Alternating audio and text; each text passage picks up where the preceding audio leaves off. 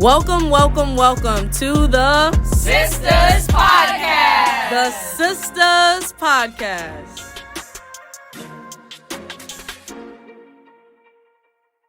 Welcome to season 3 of the Sisters Podcast. It's been a long time coming. It's been a couple months since the last time I put some out. It's been a couple months since the last time I recorded anything. I was celebrating my birthday. Happy 30th to me. But yeah, here we are. Back with it again. They thought I was done. But we're back for another season. So today's episode I have a good friend of mine, Dontrell. Dontrell, what's up, man? What's up, Jazz? I'm not gonna lie, I had him in my notes to record last summer. And it took us months to get him up here. Spend some time. But you know, we here. We here. It's never the perfect time. It's just when it happens. It happens. You know. So can't wait for the perfect moment. Just gotta make it happen. So yeah, you know. Why don't you tell the people a little bit about yourself? You over there smacking that gum. I am. I'm a pretty simple guy. I like basketball, of course. You know that. Mm-hmm. Love basketball. Love doing activities. I'm also a gamer. Not a big gamer, but he's a gamer. I'm a gamer. I'm a little gamer, 2K. But I also like to do things that's like outside of the box. Like I have a King Corso. Okay. I just got her shots recently. She just, had her little menstruation, so we're trying to figure that all out right now. But a lot of my time is going into her. I probably spend a lot of money on her right now. So but yeah, that's a pretty simple guy. So for those of you who don't know, that's his dog. His precious dog. Zora. Yep. And let's back it up. So me and Dontrell went to church together. Mm-hmm. We probably known each other since we were 10. Around there, yeah. I first came to church when I was 9. Yep. I got to know you guys, I'll actually say 12, because of 07. So yeah, I can say since 12. Okay. Since 12, at least 12. And it has been like, 18, that's like 18 years. It is 18, that's crazy. That's crazy. Like, crazy to think. And, Dontrell, now I'm thinking about it, you might be my longest friendship. Yo, for real. Like, that's crazy. It is crazy. So, yeah, we met at the church, and obviously growing up in the church, you have built-in friends. And I think what kept us together was just how much we talked about everything. Mm-hmm. Like, every area of our life, we always, like, found each other to, like, have different conversations.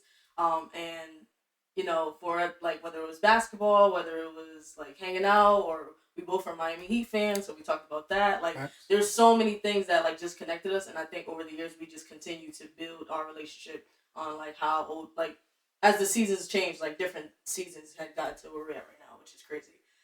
18 years is crazy. 18 years is wild. A lot of memories. Crazy. A lot of memories, I'll tell you that. It's crazy. But yeah, Dontrell and I are both her older siblings. You already know I'm older siblings. Dontrell's older.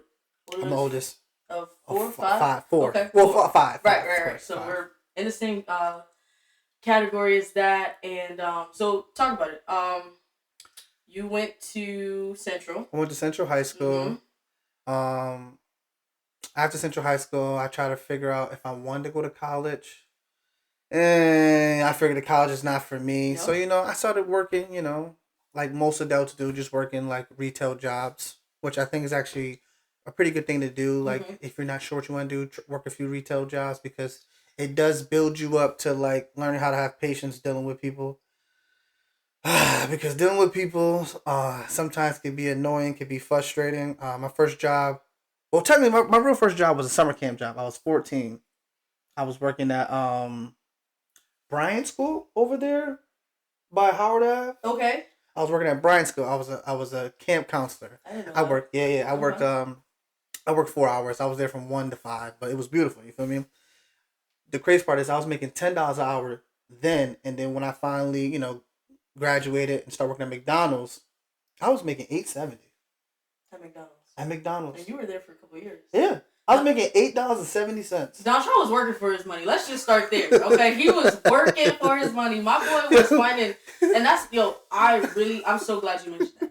My boy was walking y'all not. We from Bridgeport. My boy was walking from Washington Park. Facts. To Stratford. Facts. To go to work. Like, Facts. figuring out any way that he could to get there. And when he told me that, I said, Dontrell, are you crazy?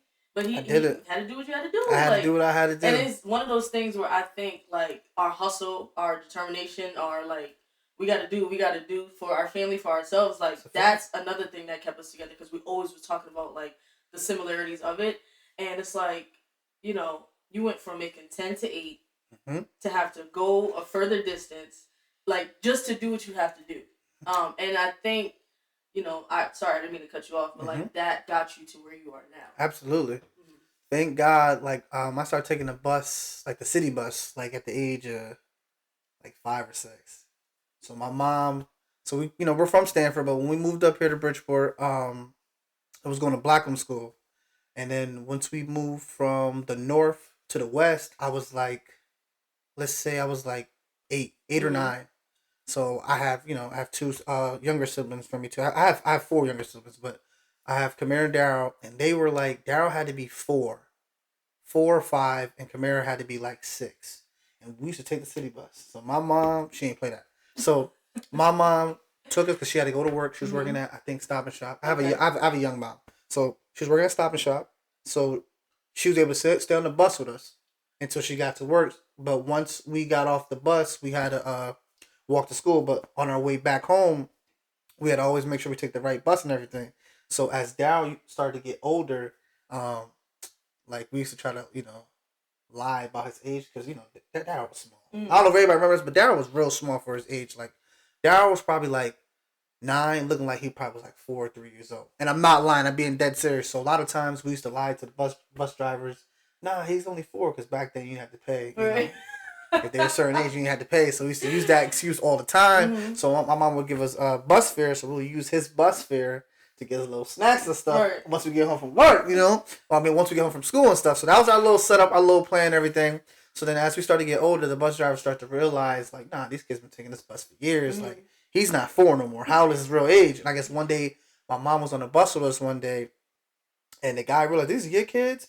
He's like, you know what? These are some slick kids. Because I remember one time, I think Kamara, she lost her bus pass, so I'm trying to figure out a way for her to get on the bus. I'm like 11 now, so I'm trying to figure out a way for her to get on the bus. I'm like, you know what you're gonna do? You're gonna scan it and then slide it back to me. All right. So if it don't work, I'll tell my listen, look, check it, everything's working fine. You feel me? So we were back kids. So we got away with that. So then once we realized we started getting away with that, so the extra little money that my mom used to give to us, I said, listen, after school, we get some snacks. We just do the same thing. So we had the same little plan every time we got on the bus. Scan it, she slide it, I grab it, I slide it. Yo, look, it should be working, man. And I tell her every time, just as soon as you slide it, just go. So ever since then, I knew how to take the bus. So to get back to me working at McDonald's, I started like the checks I was getting, they were trash. So, you know, you 18 years old, I'm blowing my money. So it was times where I had to figure out how to get to work. So I had to walk. So I used to be working at, 7 o'clock in the morning? 5:30 sometimes. I'm probably walking to work. I'm walking to work because sadly, I was being, you know, irresponsible, and my mom, like, she was tough. Of course, like, yeah, if I really needed it, she'll give me the money for me to take the bus. But it's like, nah, like, you splurging your money, you shouldn't be doing that. Like, you know you got to get to work. I think it's one of those things too. Like, you're saying you were being irresponsible, but you wasn't. Because like we're 18, we young, we not thinking about like, all right, save this amount of money to get to where you need to be, blah blah, all this type of stuff. Like, you held the you were responsible since you was 5, 6 years old. Facts, nah, you had no choice but to be responsible. For so it's like one of those things where, like, I think when you got paid, you was just trying to splurge a little bit. You're trying to do a little something for yourself. And I think as time got old, like as you got older, you understood the responsibility of money management. Things that we weren't taught, you just got to figure it out in a different way. That's a fact. You know, you grow up and you learn. So it's like, give yourself some grace. No, you're right, because and a lot of times I wouldn't even want to tell mom because I know I would hit her mouth, so I wouldn't even tell her. So a lot of times I knew if I splurged my money and I didn't have money to get to work, I would just go walk just so like I wouldn't have to hear her mouth because like I know better. Where like, listen, remember you getting this check, but you gotta make sure you got money to get to work. So at that young age, you start to realize like, all right, listen, the money I get before I started having real bills and stuff. The money I get, I gotta make sure I have enough to get to work for a week. Every day because I was working at McDonald's. I started working every day. Like they was looking out. I was working every day, 7 to 4 o'clock. Walking to work, like can't nobody say you ain't got no determination. I was dying. No hustle. I see people from the church looking at me, sweating. I'm coming in. My manager's like Dontrell, what's going on? Like, I had to walk. In the summertime, it was the worst. Like, it was the worst. You like, it just, was hot, you dying. Work didn't even start, and then you got to deal with people sweat. for the next 8 hours. Next 8 hours. Oh my gosh! So, camp counselor to McDonald's to Stanley Steamer. No, to Family Dollar. A Family Dollar. So Family Dollar, I got like a little boost. I was making $8.70. Family Dollar was like, you know what? We're gonna give you $9.50. Ooh, you feel me? $9.50. You know what I mean? Look, y'all understand. Some of y'all watching that's young. Right. That's a lot. That's a lot. That's a lot. At that time, that's a lot. That was a lot. That's a lot. Now, it's nothing. It's nothing. But $9.50. I'm like, I bet. So checks is looking a little bit even better.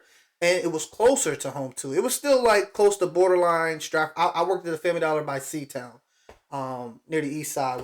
So there's some people who are not from Bridgeport that are not going to understand. Okay. So from from his house to McDonald's, that had to be at least 45 minutes to an hour.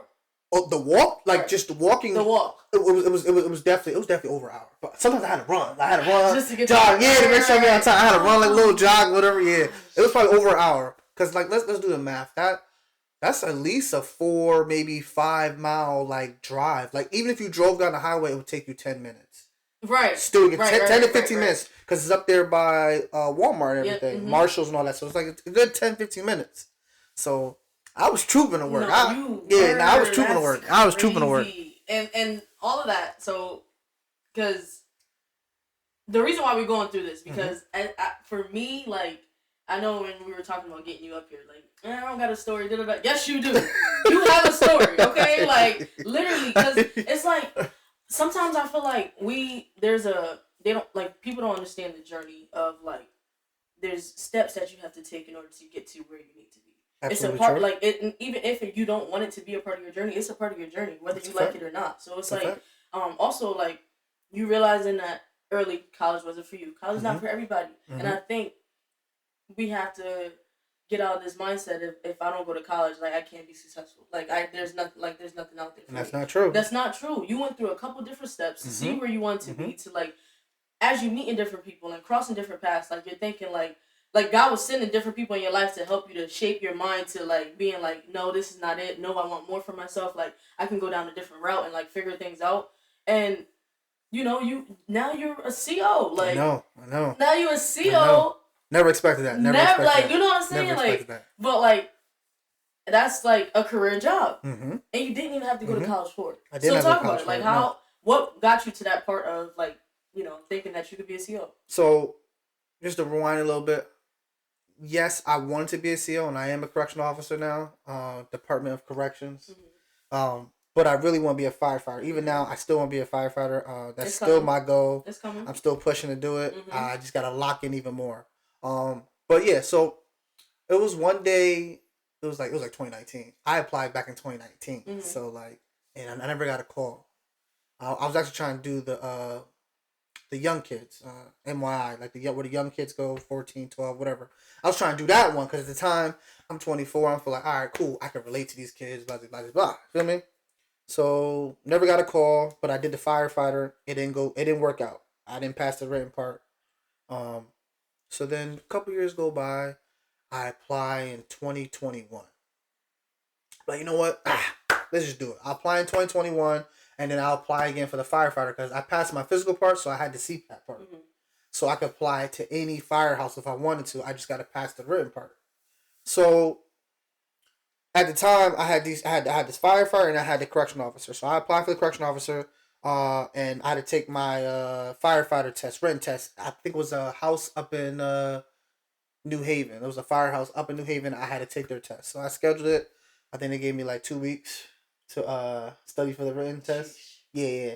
And mind you, the test for the like firefighter, it's not no like normal like it'll probably be like 30, 45 minutes test. No, it's not. They're all like 3-4 hour tests. It's a long test. So for you to try to cram 4 hours of like studying like for a test like that, it's not enough time. 2 weeks is not enough time. At least for me, it's not enough time.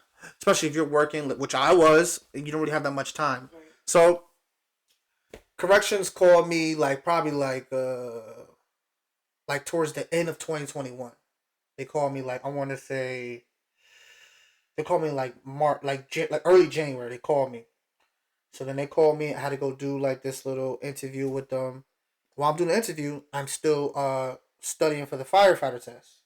So I'm in, but I'm not fully in because I'm like I want to be a firefighter. So I'm still trying to lock in. So he's talking to me blah blah blah blah. So then he's like, all right, cool. You know what? We really like you. We like your personality, real strong. We need more officers like you. You know what? Come back. You have a physical ability test in like 3 months. I'm like, all right, cool, whatever. So I'm like, I ain't worried about it because I'm gonna get the fire. So I ain't worried about it. So then I go and schedule the firefighter. And I failed, right? I failed the test, but it's, I can still go try out a different house. So while I failed that test, I started getting like a little depressed. I'm like, dang, like, maybe it really isn't for me. You know what I'm saying? Like, all right. And this test wasn't as bad, but it's just like, at certain points you got to hit. You know what I'm saying? So I didn't hit those points. So then, fast forward, I try out for another house up in Southernton. Yeah, I was bugging. Up in Southernton. No, you wasn't bugging. No, I wasn't bugging. You're right. I wasn't bugging. Up in Southernton. Like, listen, I'm trying to get it. Listen, up in Southernton. So, they gave me a month for the test. So, the same time they gave me the month for the test was the same time I go for my physical ability test and written test with the corrections. So, it was game time decision. Mm-hmm. And I went to the corrections test because I felt as if I wasn't ready for Southernton. And then I also was thinking about the commute and all that stuff too. So I said, you know what, let me just go with corrections. And if I get it, I can still try out to be a firefighter. Mm-hmm. So I ended up passing the physical part and the written part. And then they told me that they'll call me within, 12 to 24 months. So I'm like, dang, all right, cool. 24 months. I might just say 2 years. Right. So I'm like, all right, cool. All right, within that time, I'll still apply for the firefighter, if anything. So then they called me in 4 months.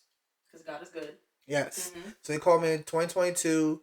I remember back in September of 2022, September 4th. I ain't forget it. Right. I remember September 4th, 2022. I'm working at this job now, Fish. I'm cleaning windows, whatever, and I get a call. And I see it's a Hartford DOC. Oh, I told my partner like, yo, I gotta go. Like he like, what's up? I'm like, no, everything's straight, but I gotta take this call. Right. Like I gotta take this call. So I take this call. He's telling me, he's like, Dontrell Brown, we've been trying to get in touch with you, but I guess something happened with your email. I'm like, all right, well, do y'all need a new email? He's like, yeah. So I gave my email. He took me down, and I had to give him a reference. Mm-hmm. So this is where I know God is good. Right. Because go back to where you said Stanley Steamer. Mm-hmm. I worked at Stanley Steamer for about basically 3 years. I think it was basically 2018 to 2021, basically. I worked there previously too, but anyways, I needed 2 references, so I gave the one for Fish. The lady there, lovely older lady, mm-hmm. very lovely. Like she wants to see people like do well, like right. She really does. So I put her down, and then I gave them my manager. I told him, listen, we didn't end on bad terms. I definitely gave him my 2 weeks notice and everything, but like, he really didn't want me to leave. Like, he was trying to find any type of way, like, to try to give me a higher raise, and I'm like, wow, I didn't think, this manager would try to do any of those things for me, because how the way it seemed, it was like that they didn't care. Right. But then it's like, you see your value once you try to leave a place. You see how much they actually do value. So he's like, I'll give you more. Like, I'll give you $22, $23 an hour. Like, what do you want? And at the time, it really wasn't about the money. It just like, I was just so tired because at 17, I was working 6 hours. Like, I was working 6 days a week. My only guaranteed day off was Sunday. Outside of that, I went like 2-3 weeks of not having a day off. where like I'm working 12 to 13 hour shifts and tired. Like I mean, like really, really tired. Where it's like, yo, I'm tired of this job. Like, cool, the money's nice, but I'm tired and I can't really enjoy my life. Right. So I ended up leaving to go to Fish, where I can like the money. I wasn't really making no money really, but I had more time to myself. I felt like my health was getting a lot better. I was able to do more. Right. So, anyways, my manager from Stanley Steamer gave me a great reference. And my manager from Fish gave me a great reference. I knew from Fish I was, but I knew from Stanley Steamer they probably might have felt some type of way. Right. But he gave me like such a great review. It was just like I was in. I was already in. So legit a month later they said, yo, you go for your orientation. And I went for my orientation. And I'll tell you this, a lot of stuff I expected going into being a correctional officer, and it's a lot of things I did not expect. They are very strict, very, very strict. Probably more strict and more like detail oriented, like with on how to control yourself outside of the work, how to move and everything. Like, you know, they try to be more detailed with that. But then it's like once you get into the facility where you work at, it's a lot different. Like the academy kind of pushes you to be like, you know, like tough, like on these dudes, like which is true because we do, you know, I do work. We have officers. We do work in a very crazy environment where it really is unsafe. Like it really is. A lot of times it really is because at all times we're understaffed. Right. So if a group of inmates get together, they really could like try some stuff. You know what I'm saying? Because like right now in my facility, I think we got about 600, and staff on one shift is probably at most 30 people, at most, and half of those can't respond because they're in the unit. So really, only 15 people can actually respond to something. You know what I'm saying? Sheesh, yeah. So it's like they gotta prepare you ahead of time for that stuff. Absolutely. And it's like there's so much to take away from just that setting alone because it's sad that some places, and I wish, you know, people of leadership positions can understand that, like, you valuing your people and giving people their flowers while they're in front of you, while you have that time with them, like, that goes a long way. It does. It helps people in so many ways than they know, because, like, everybody has to work, but we go home and we're people. Like, absolutely, we come to work and we're people. We're humans. Absolutely. Like, we go through things like outside of work while we're at work, and it's like so much as, hey, you've been doing a great job here. I just want to let you know that goes a long way. It really does. And so it sucks that it gets to the point where, like, when you have to leave to better yourself, that it becomes a problem because you're just trying to do what's best for you.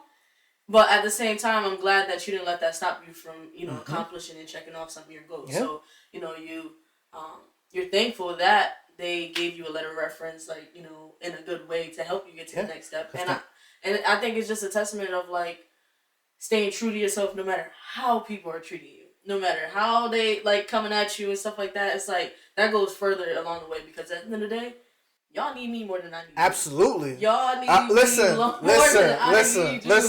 Listen. Right now at my job now I'm working at, that's exactly how I felt. Like, I feel guilty at times where I use my time where I request days off because I know, like, it's some days where, like, yo, they really need staff really to be there. But it's like, man, my mental health comes first too. Yeah, listen, you gotta do what's best for yourself. Like, well, what I would say to a lot of people now is like, whatever job you're doing is like, yes, you do. When I'm at work, I'm working. I'm there. I'm 100% there. Especially with this type of job I have. Like, you gotta be there. Like, I need you there. Like, if you're my partner, like, bro, I need you locked in. Like, you know, at any moment, anything can happen. You know what I'm saying? Like, this, it's not really the type of job where you can just go through the emotions and stuff. No, I need you locked in because at any moment, anything can happen. Right. But with any job, like, when you're there, be there. When you're not there, don't worry about the job. You know what I'm saying? Like, push it to the side. Like, listen, like, when you have your off days, enjoy your off days. Like, as I always tell you, like, when you get time to yourself, enjoy that time. Like, if you want to stay home and be lazy or do nothing, have those times because those times don't come around a lot. Like, it's like the older we get, you're just so busy.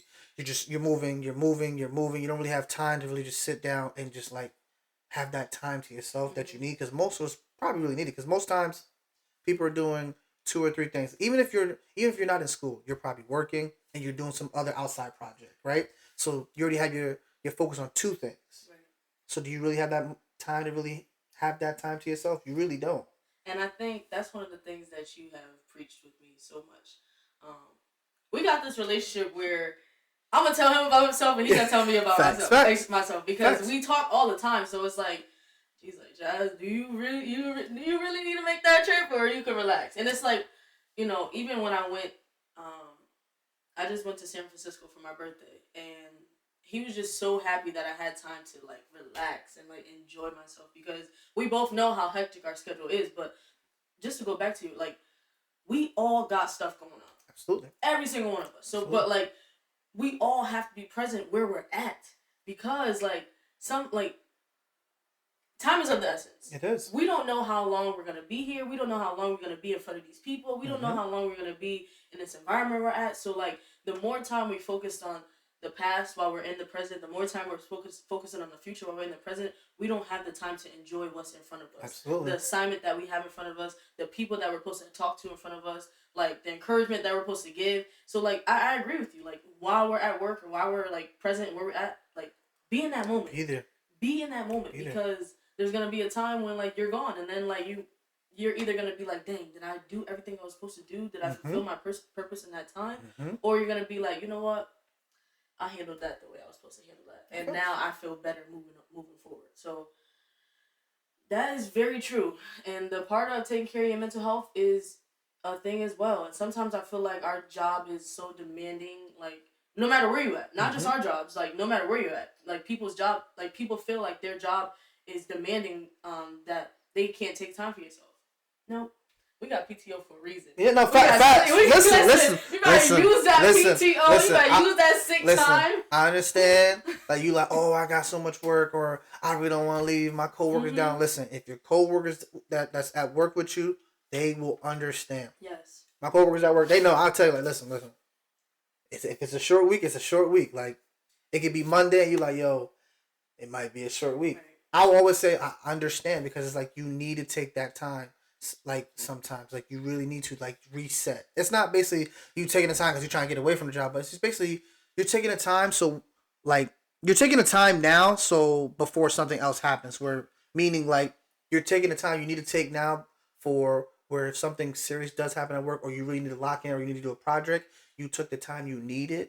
So when that opportunity comes for you to really lock in and do whatever job you have to do, you're able to do it. You don't feel overwhelmed. You don't feel stressed or anything. So that's why a lot of times I always tell Jazz, like, listen, the free time you get, take advantage of that free time. Like, sometimes we just need a time where not just being quiet or being silent, but it's just like, if you have a free day where you don't really have nothing planned, keep it like that. You need a debrief. Yes. You need a debrief. Yes. Because burnout is crash out. Yes. This is a real thing. Yes. And like, I feel like people laugh about people's crash outs. Because it's a joke. It's real though. But it takes it's like I see this all the time in my job. But it's like that person's crashing out, yeah, we laughing, it's jungle, like, oh, this dude bugging, whatever, blah blah blah. But it's like, you know how long it probably took him to get to that point, to where like he crashed out to the point where he don't care. Where us as staff, we got kind of reel him in, like, yo, come here. You know what? Go take a walk, whatever. Go take the little break you need, because a lot of times not everybody gets a chance to decompress. Right. And a lot of times, especially since we're all working and everything, or you're even in school, if you're going to school, once you're done with your classes or once you're done with work, that's your time to decompress. Might decompress sometimes. It might be in the car ride. Sometimes I live six minutes away from where I work at, but sometimes I'll just drive on the highway, to decompress. Especially if I had a long day, a lot of stuff going on, I'm going to try to decompress. Because you need that. For tomorrow, I'm locked in and I'm there in that moment, like when I need to be. But a lot of times people don't do that, so that's why it's like they had a long day, first day, and instead of them taking the time they need to really get themselves right, I'm just going to try to get home and just get to sleep and do what I got to do just to come back tomorrow. But it's like, nah, take them few extra hours you need to actually decompress so you can be prepared for the next day. Absolutely. And I think for me, the car is definitely my decompression.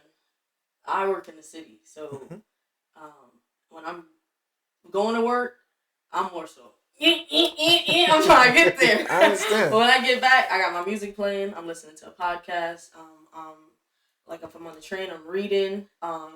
And in the summertime or when it gets nice, the beach is my decompress. Like, Nice. I love to go to the beach and just relax and sit by the water. It's very healing. Dontrell's decompress. He ain't say this, but It's 2K. It's 2K. I call him. It's 2K. I'm like, hey, what you doing? No, I'm just chilling next to her. It's 2K. Like, It's 2K. and there's Listen, nothing wrong with it's not wrong with it. It's not wrong with it. I tell him, like, It's you're 2K. a gamer. I'm like, Yeah. no, I'm not. It's I know 2K. because obviously people be on the game for 8 hours, whatever. But like that, you're a gamer. And that's nothing wrong. You gotta find your niche. Exactly. You gotta find what helps you to relax, stay composed, like, because life gonna keep going. Mm-hmm. Like, and you can't make the excuse that, oh, I don't have nothing to do or this and that. Like, find something. Even if you find a show or you like to watch. I like to watch movies. And I like to watch shows too outside of playing the game. Like I'll play the game for a few hours, maybe 3 to 4 hours, and then I'll go and watch a movie or a show, and that's where I really get that time just to relax and just like not think about things at work or other situations that I might be going through. Right. No, facts. See, I told you this was gonna be fun. This is a regular conversation. So I think we should go to the point of like nurturing like friendships and how important that is. Obviously we've known each other for years, but we also known a lot of people in our lives, same mutual friends for years. And I think we're the closest because of the conversations that we had. And one thing that I think too is like what people don't understand. You gotta nurture friendships like you nurture relationships. That's a fact. Like you nurturing the people that you try to pursue. Like you can't just think that just because you've been friends 5, 6, 7 years, 3 years, whatever the case may be, that like we're gonna always be good. We're gonna always be good. Like we're gonna always be tight. Like there's certain things once you get to adulting, once you get to the level of realization, understanding. I meant to point that out too because you understanding what your coworkers go through outside of work and while they're at work helps you to become a better person. Absolutely. Because understanding that we all have different things and all going through different ways of life, family, friends, like, jobs and stuff like that, like that helps you become a better person. Because if you understand me, I can understand you. I can have your back when you need a day. You can have my back when I need a day. Like that all plays a part into it. Like y'all don't have to be the best of friends, but you have to understand each other and where each other are coming from. Absolutely. So I think that's one thing when as we get older of importance that tough conversations need to be had. It needs to be. Like conversations of like, I had a long week, you had a long week, let's talk about our week. Like, it don't have to always be in secret. Yes, I'm not telling you to tell everything. No. But, like, at the same time, like, you need real friends to get you through real life situations. You can't do it by yourself. Facts. Because a lot of times, we're like, I've been to you about basically everything. Right, same. So it's like, you got to have that person in your life. It could be a friend, it could be a parent, it could be anybody. Somebody where you could just go to them and you just vent, let that stuff out. 'Cause a lot of times, which a lot of us do, we just hold it in. And the more we hold it in, we're at work, we start looking miserable at work or even at home or even with your significant other too. Like, you got to have that time to vent. And it's okay if your significant other, people who are in a relationship, if your significant other isn't that person you can talk to. It's okay. That's fine. That's all right. But it's like you got to have somebody, right? So just like if you're in a relationship or even with a friendship, the reason why Jazz said it's the same is because just like relationship, if y'all been together for a few years, right? You start to know each other more. But just because you know someone doesn't mean you can kind of like slack off and not continue to keep nurturing the relationship. You got to still keep talking to them, still keep asking them like what's going on. Still try to go out with them when you can. Yes, we know. I like to say life is life. So it's like sometimes when life is life and you don't have that time to spend as much time with some of your friends. Like I talk to you every day, but as you know, we got people from the church that I know that I've been with like for a long time. I don't talk to them every day, but it's also like they know what it is. They know what it is. It's all love. It's all love. It's always love. Like if you want to talk to me about something, you can talk to me. Like I'm always open to talk to anybody about anything that they're going on. Like anything that's going on in their life. I might not know, but at least I can just listen and just give you my point of view. I can just listen. More than anything, I can just listen and just try to understand you better on how you feel about certain things. That's a lot of things. A lot of times we forget. It's like, oh well, I can't really comprehend on what you're going through, so I don't think I'd be that right person. That doesn't really matter. You can just listen. You could just listen. Just getting it off your chest goes just further listen. than just keeping it inside. That's it, yeah. And I think it's one of those things too where it's like our friendship has allowed I don't, not just me, it's because it's not me, because I knew it's possible. But our friendship shows other people that, like, it's okay for a girl and a guy to be in a friendship with no ill intentions. Absolutely. Like, there's like, absolutely, you're my brother, and I'm your, like, I'm your sister, whatever the case may be. It's like, these things are okay. We gotta drop those insecurities and, like, those, like, where men and women can't be friends. Or, like, that is just, true. Like, stop. Because like, to be honest with you, every man needs a female friend outside of his boys. Every female needs a guy friend outside of her girls too. You need that because we see things differently in a different perspective. So it's like when I want to talk to Jazz about some stuff, I'll talk to Jazz about some stuff because maybe if I'm being a little too tough on something, you know what? Let me go talk to Jazz because you know she is a woman. She might see it from a different outlet because you know y'all women y'all see things a little bit differently. Like. Not saying y'all emotional, but like you'll see. We have more empathy. Absolutely. We have absolutely. So I'm just gonna throw that in there. We do. Absolutely. So it's like let me talk to her. Let me just see like what she thinks about it. Even if she don't really understand what I'm saying, but I will still ask like, what do you think about it? Like about this situation or such and such. Like how would you feel? Just to get a different take on things because I know sometimes me as a guy, I could probably just see things as it's just straight black and white. It is what it is. You know what I'm saying? There's probably a little bit of gray area, but that is it. Like most men, it is what it is. But women, y'all see things a little bit on a deeper meaning. And you guys kind of see past something like, okay, maybe there's something there that, you know, the reason why this person's acting like that. You didn't think about that. And then those stuff like that will start to click like, all right, cool. I didn't think about that. Right. So even as you said before, like at work or friends or whatever, everyone's always going through something. So it's like if they're a little off or they're spazzing a little bit more than normal, like I'm speaking on at my job, something's going on there. So most people that I'm cool with at my job, like they'll talk about it. So if I know, you know, it's gonna probably be one of them days where it may be like, you know, not causing trouble, but just be annoying, causing trouble. I don't like to say because I know a lot of people on here like we all have family. I have family too that's also in jail. So my perspective on them is a lot different from what people who are on the outside that have them in. Like, of course. Treat them all with fairness, kindness, even though they did what they did. That has nothing to do with them still having their humanity. Right. But some of them, you know, forget that we also, as officers, have humanity. Like, I'm not a robot. You know what I'm saying? Like, of course, they do things. I'm not going to hold it against them. I expect it. You know what I'm saying? But at the same time, it's like, they kind of forget that we're also, like, they want us to treat them with humanity, treat us with humanity too. Right. If I'm giving you the respect because you're having like they have their days, right?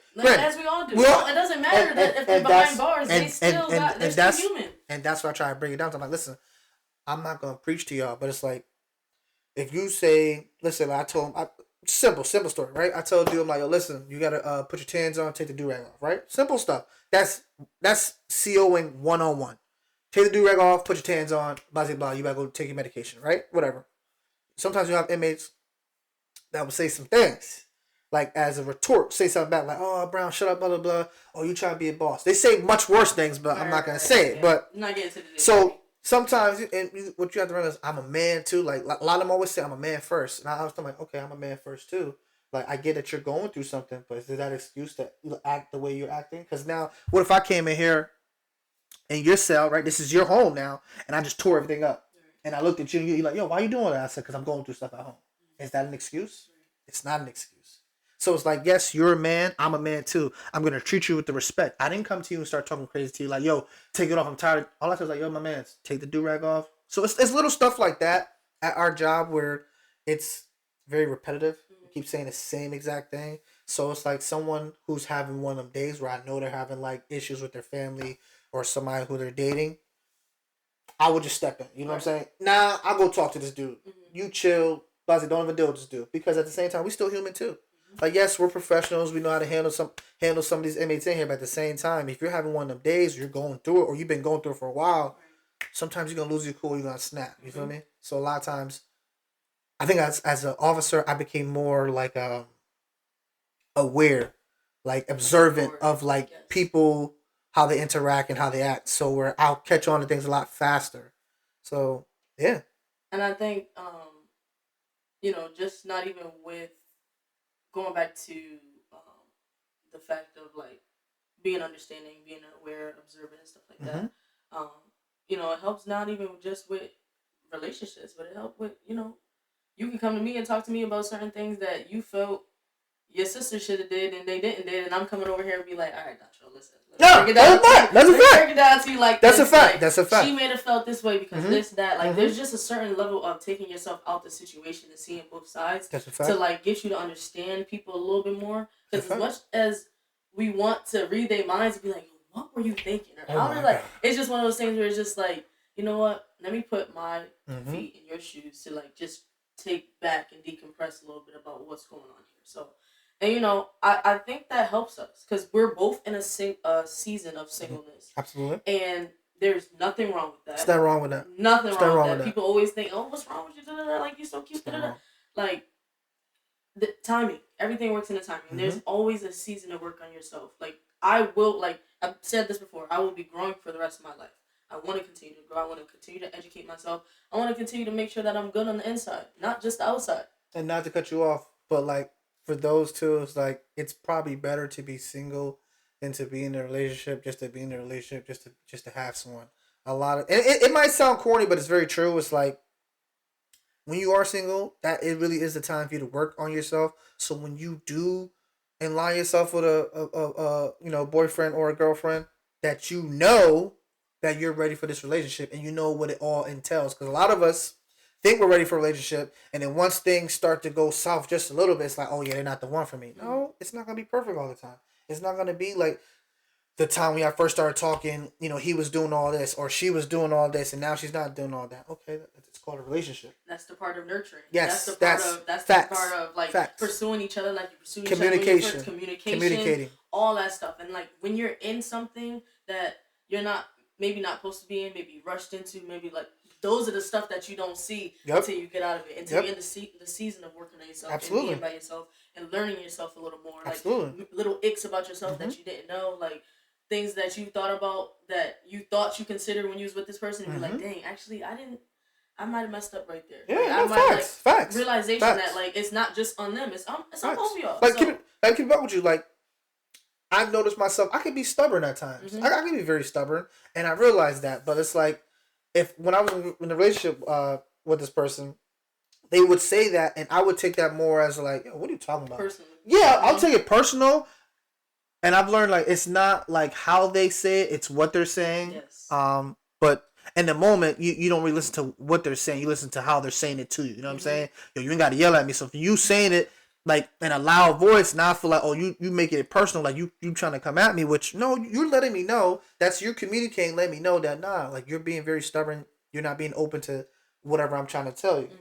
And another thing too, yes, we want to be in relationships, but at the same time, we're not gonna rush into things where we know that this relationship's not gonna work. Like if I'm gonna go into a relationship, this is somebody who I ain't gonna say it's my life partner, but it's your life partner. It's my life partner. Right? Like if I'm going into it, like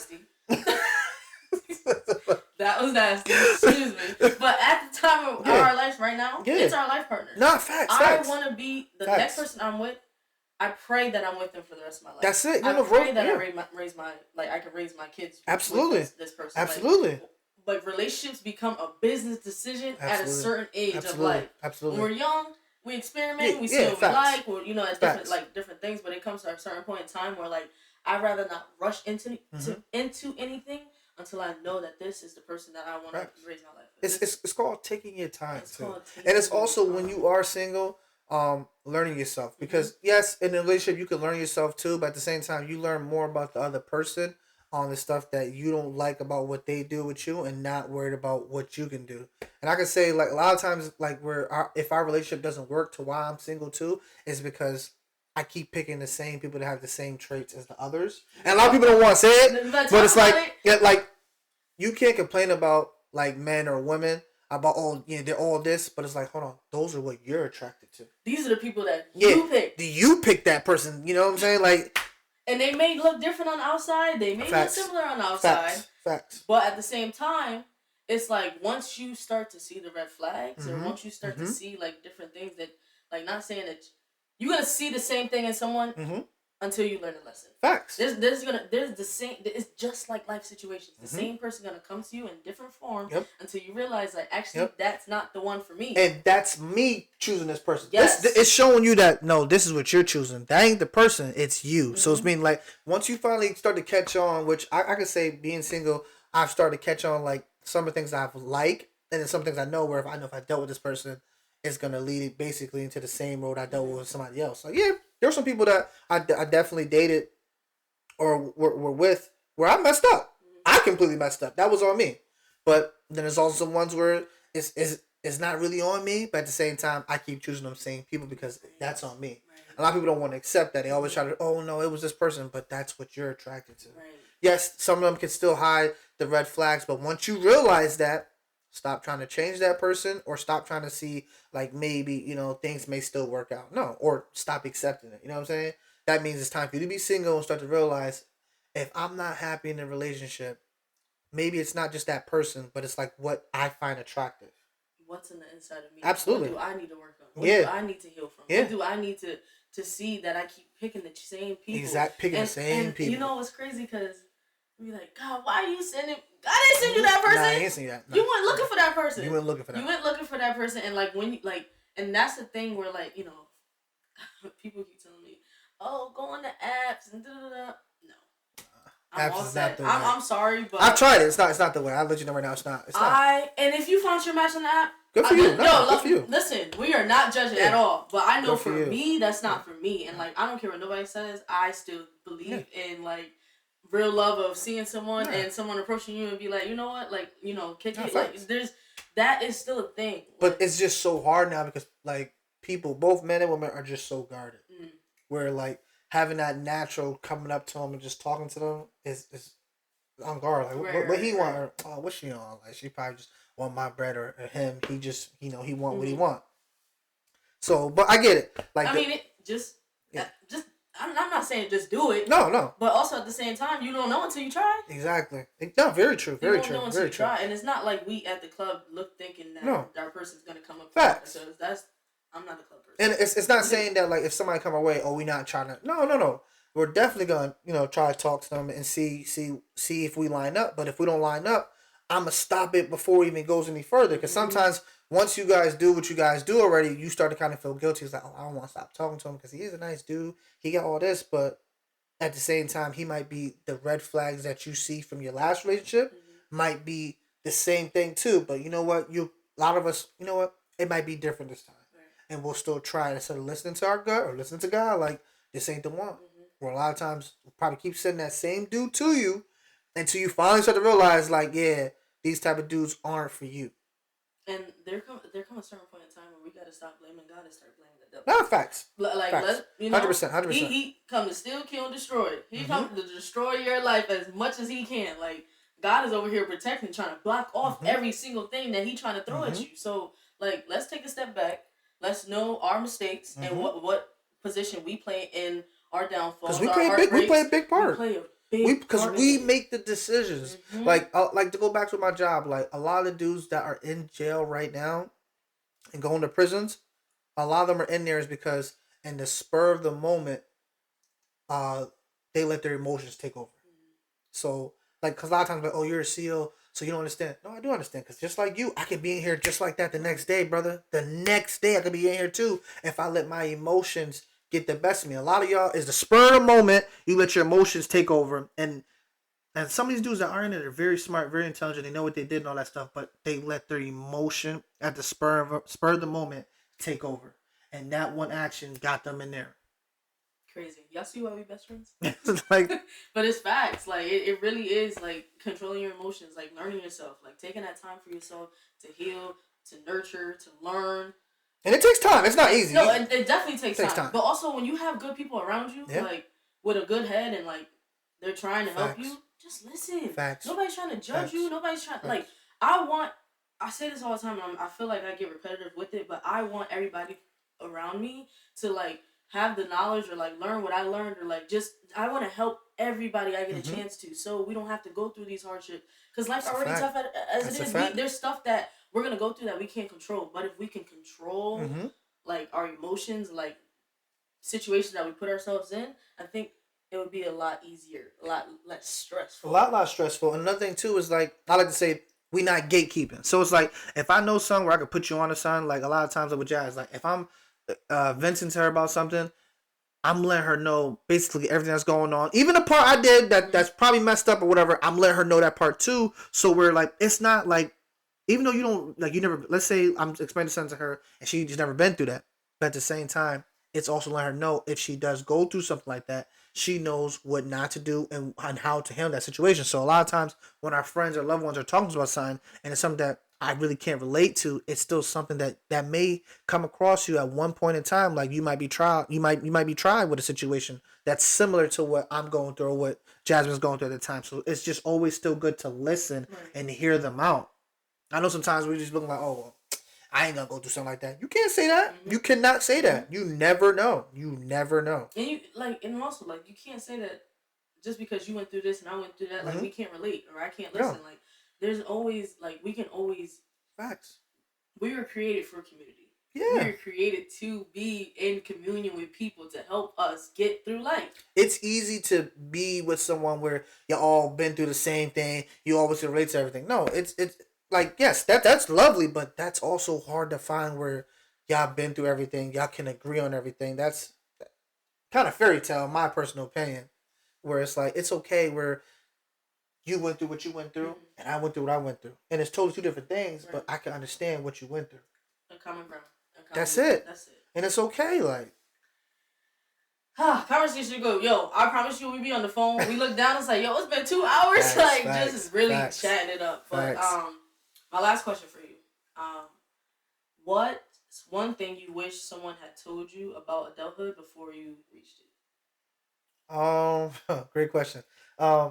Basically, focus on improving and not proving, if that makes sense. Talk about it. So, basically, not worried about, it might sound corny, but it's very true. Like, as I'm older now, I see it even more. It's like, improve on what you want to improve. Where if it's something that you see a flaw in yourself, or just something similar, like me, I need to slim down. Me personally, that's just me personally speaking on it. I need to slim down. That's not for anybody else. That's just for me personally. I need to get myself in better shape, or I need to take care of my health better. That's just for me. So it's not proving somebody that, oh, I can do it, so let me prove them wrong. No, because once you do it, where's your motivation now? But if you're doing it just for yourself, you're going to always have it, because let's be real, we are probably our biggest enemy because we always find flaws in ourselves more than anybody. I'm not saying that always try to find something about yourself to improve, but it's like you're doing it more for yourself than for somebody else. So I just really wish, I mean, it was instilled in me, but you know, when you're young, you hear it, but you don't really listen. But as I'm older now, I really see it. Like, focus on improving, not proving. And I think we should end it right there. That is a really good one. Season 3, it's real. And I know for my sisters, this is the Sisters Podcast. That's not changing. Yo, but us men coming through too. Come on. I got some really good men around me, and they deserve to be up here and have a conversation. And like I said, when I started this, I wanted guys to start to have conversations, you know, as us women do as well. So it's an opportunity for my brothers to come up here and to, you know, get some things off their chest and talk about some things that may not get highlighted in their life that other guys need to hear and see. Because this is a Sisters Podcast, but I know there's men out there that listen to my podcast. So my brothers, I appreciate y'all. I appreciate y'all for rocking with me. You know, I appreciate y'all for sharing or whatever the case may be. I hope y'all tune into this. And my sisters, it's all love. Y'all know that at the end of the day. Dontrell, I'm so happy that you were able to come up here. Thank you for, you know, the advice, the wisdom, the knowledge, telling your story for real. Because somebody need to hear that. I hear you. So yeah, episode 1, season 3, we coming. We're gonna be out here. I appreciate all y'all. I love you guys. Always here for you. And as always, catch you on the next.